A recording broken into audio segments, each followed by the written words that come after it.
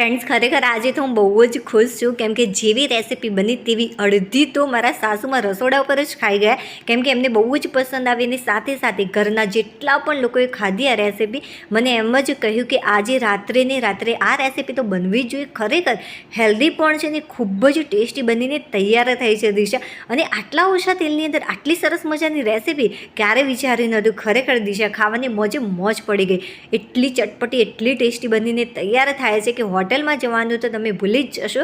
મેં આનો ટેસ્ટ કર્યો, ખરેખર સુપર્બ લાજવાબ લાગી રહી છે. તો ચાલો ફટાફટ બનાવવાની શરૂઆત કરી દઈએ. તો આ માટે સૌથી પહેલાં મેં 2 થી 3 મોટી ચમચી જેટલો ચણાનો લોટ લીધો છે. પા વાટકી કરતાં પણ આ લોટ ઓછો છે.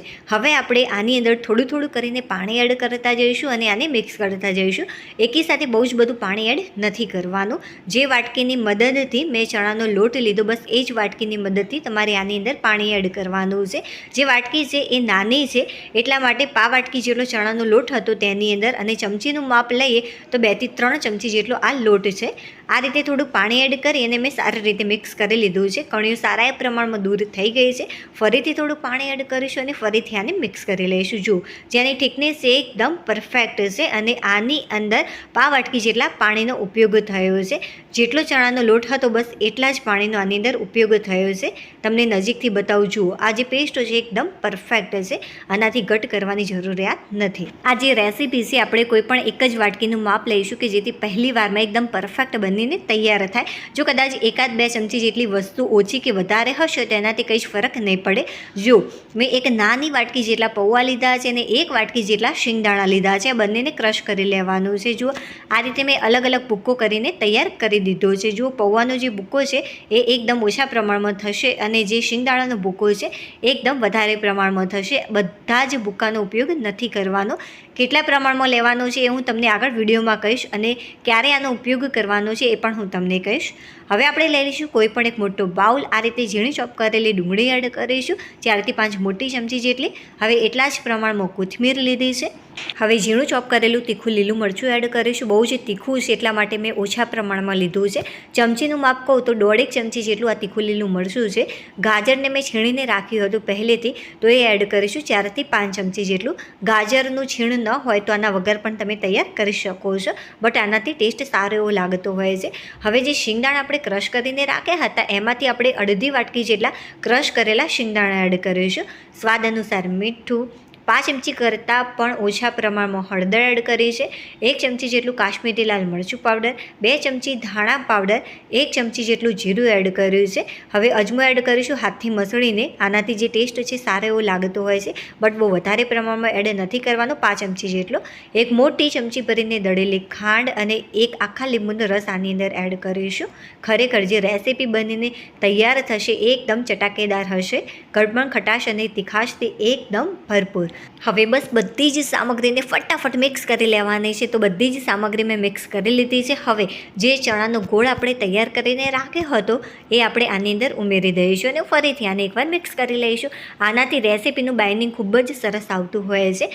હવે ફ્રેન્ડ્સ મેં લીધા છે ભાત અને હા ફ્રેન્ડ્સ ખાસ બાબતો એ છે કે આ રેસીપી બનાવવા માટે મેં સવારે સૌથી પહેલાં ભાત બનાવી લીધા અને આને ફ્રીજમાં મૂકી દીધા હતા અને બપોરે હું આ રેસીપી તૈયાર કરી રહી છું. જો તમે ભાત બનાવી અને આ રીતે ઢાંકણ ઢાંકી ફ્રીજમાં મૂકશો તો ખરેખર જે ભાત છે એનું ઉપરનું જે પડ હોય છે એ સુકાતું નથી અને રેસીપીમાં ખરેખર બહુ જ સારો એવો ટેસ્ટ આવતો હોય છે. આનું પણ એક આપણે ચોક્કસ માપ લઈ લઈશું. તો 1 વાટકીથી થોડાક વધારે આ ભાત છે, 2 થી 3 ચમચી જેટલા વધારે હશે. હવે એ આપણે આની અંદર ઉમેરી દઈશું. હવે બસ ફરીથી આને એકવાર મિક્સ કરી લેવાનું છે.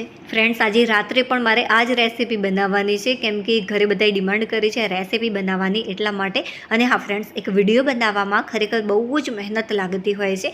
થોડીક પણ રેસીપી તમને પસંદ આવી હોય, યુનિક લાગી રહી હોય તો પ્લીઝ વિડીયોને લાઇક કરી દેજો. ચેનલ પર નવા હોય તો ચેનલને સબસ્ક્રાઈબ કરવાનું બિલકુલ પણ ભૂલતા નહીં. સારી રીતે મેં આને મિક્સ કરી લીધું છે. 2 થી 3 મીડિયમ સાઇઝના બટાકાને મેં બાફીને રાખ્યા હતા. આ રીતે આપણે કાંટા ચમચીની મદદથી થોડું પ્રેસ કરીશું દઈશું કે જેથી એકદમ ઝીણા ઝીણા આ સરસ મજાના મેશ થઈ જાય, બિલકુલ પણ આનાથી કટકા નહીં રહી. જુઓ એકદમ ઇઝીલી આ મેશ થઈ જતા હોય છે આ રીતે. હવે મિશ્રણની અંદર આને પણ સારી રીતે મિક્સ કરી લેવાનું છે. આને પણ મેં મિક્સ કરી લીધું છે. જે પૌવા આપણે ક્રશ કરીને રાખ્યા હતા એ આપણે આની અંદર એડ કરી દઈશું અને આ બધા જ એકી સાથે એડ નથી કરવાના અને આ રીતે તમારે એડ કરવાનું કે જેથી એક સાઈડ બધા જ આ મિક્સ ન થઈ જાય અને બધી જ સરખી રીતે આ મિક્સ થાય. એટલા માટે તો 1 થી 1.5 ચમચી જેટલો મેં ભૂકો રહેવા દીધો છે અને બાકીનો આની અંદર એડ કરી દીધો છે. આટલો ઇનફ છે.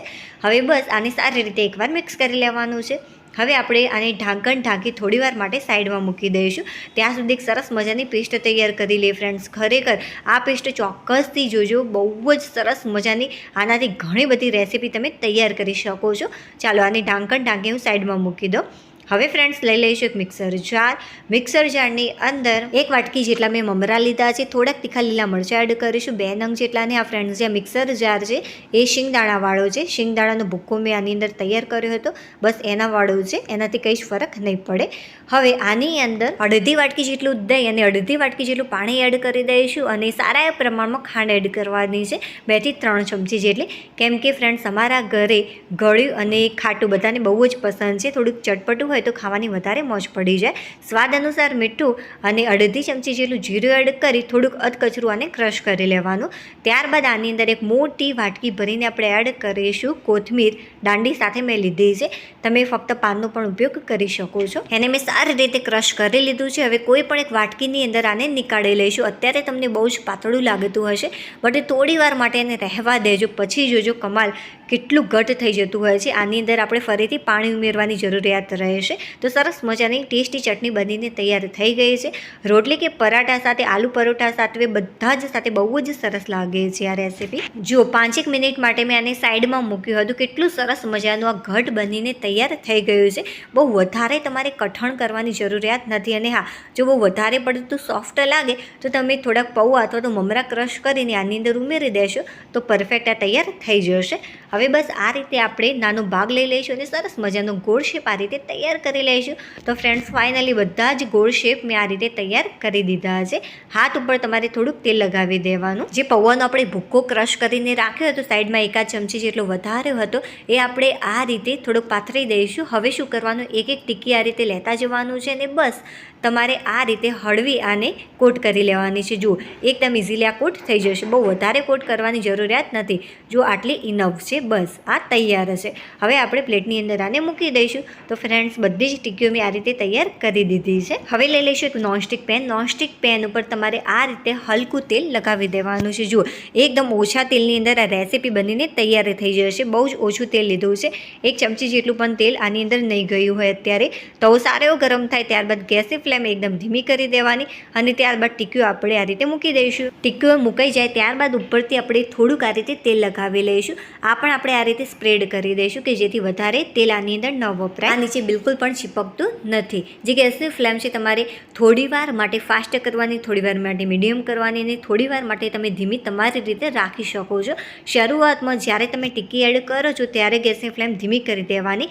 તેલ લગાવ્યા બાદ થોડીવાર માટે મેં મીડિયમ રાખી હતી 1 મિનિટ માટે અને ત્યારબાદ થોડીવાર માટે મેં ધીમી રાખી હતી 1 મિનિટ માટે. એમ કરતાં કરતાં નીચેનું જે પડ છે થોડુંક બ્રાઉન કલરનું થાય ત્યાં સુધી તમારે આને કૂક કરવાનું છે.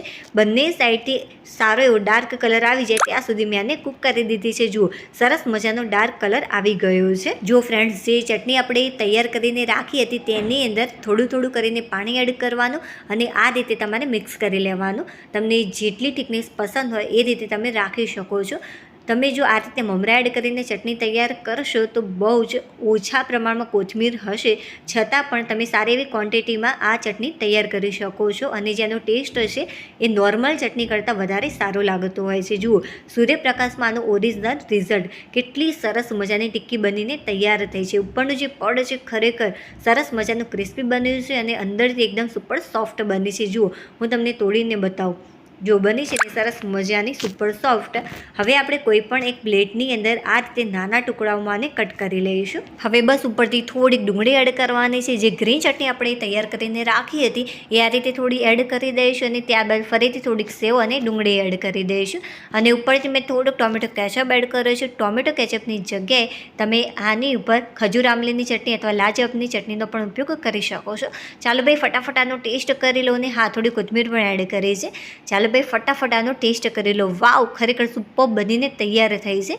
ચાલો હવે આપણે ફરીથી મળીશું એક નવી ટેસ્ટી અને હેલ્ધી રેસીપી સાથે. ત્યાં સુધી બાય. અને હા, વિડીયોને લાઇક કરવાનું બિલકુલ પણ ભૂલતા નહીં. બાય.